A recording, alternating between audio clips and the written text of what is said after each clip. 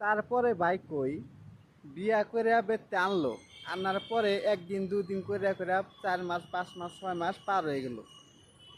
জানলাম কিন্তু যে বিয়া করছে তার কথা তো শুনুন রাখবো। ঠিক আছে, তার কথা না না না শুনলো, এটা বুঝলাম, না শুনলো, কিন্তু তার মধ্যে একটা কথা আছে, রহস্য আছে। দেখেন বিয়া করছেন অতি, ওর কথা তো না শুনে তো থাকা, ওর বাপ মায়ের কথায় শুনবো, তাহলে কি সংসার চলবো?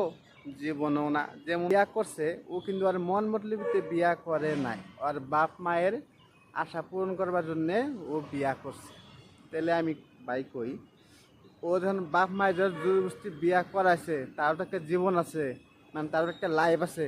বউ নিয়ে সংসার করে খায়া হারবো না হারবো, কিন্তু বাপ মায়ের বাবা লাগছিল যে আমার পোলার মুখ মিচাইয়া ও দেখি কোনটা পছন্দ করে সেটা আইনা দেওয়ার চেষ্টা করবো, সেটা ভাবন লাগছে। কিন্তু তারা সেটা ভাইবা না, ভাইবা মানে তাকে পছন্দ করে, তারা পছন্দ করে থুইয়া দেখে থুইছাল পোলা বেরতে গেছে আর মানে বিয়া করে হালাইছে।